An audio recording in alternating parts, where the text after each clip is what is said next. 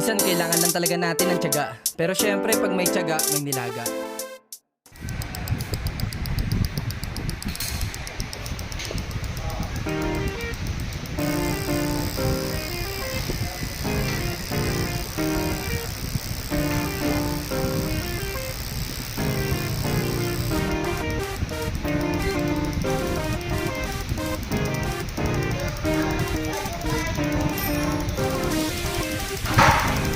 Mga mekanikong magkakaibigan, nabuo sa panahong hindi inaasahan. Maraming pagsubok na pinagdaanan hanggang ngayon.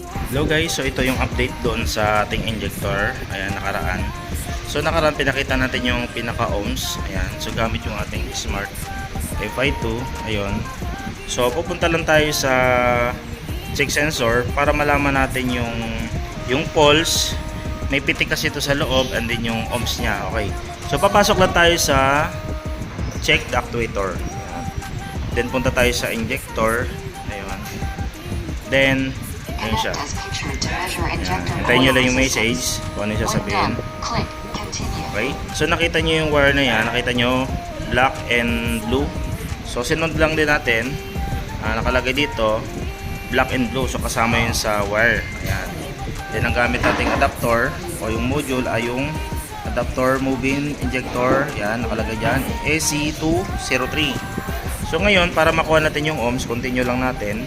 Ayun. Then makikita natin yung kanyang ohms ay 13.35. Tapos naka-check. Ibig sabihin okay. So good yung ating injector pag nakita nyo yung check na yan. Okay. So ngayon, para naman makuha natin yung pinaka actuator niyan o yung pag ina-RPM natin, ano ba yung kalagayan na injector. So pwede nating lagyan to ng portable na hose, tapos may pressure para makita natin yung spray sa mga walang FI machine. So pwede natin gamitin itong ating Smart FI2 para doon sa pagte-test function niya or sa pag-i-spray makita natin yung pattern. Okay, so continue lang natin. Ayan, sundan natin yung message. Ayan.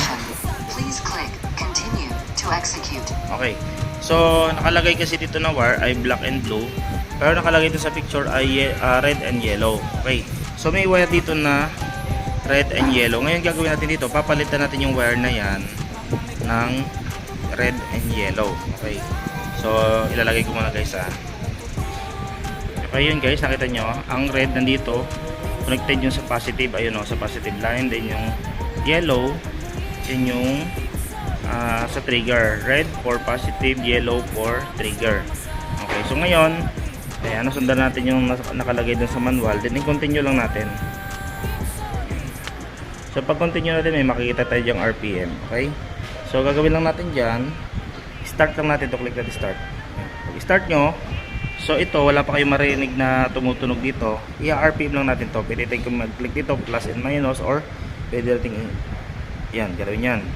Then ito, ayan o. So narinig nyo guys. Ayan siya o.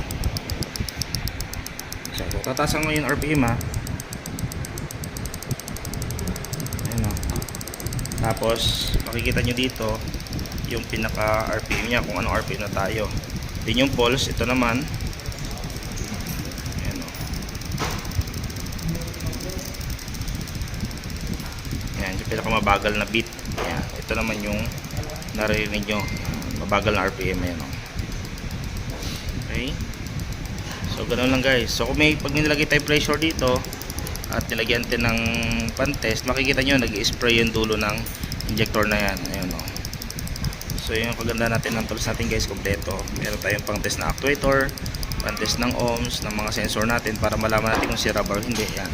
So kompleto na yun guys, yung laman yan. Okay. So ganoon lang guys yung ating gagawin. Sana may natutunan kayo guys gamit yung ating Smart FI2. So sa mga inquiry, direct message lang kayo guys, may kasamang training. Okay, so bye bye.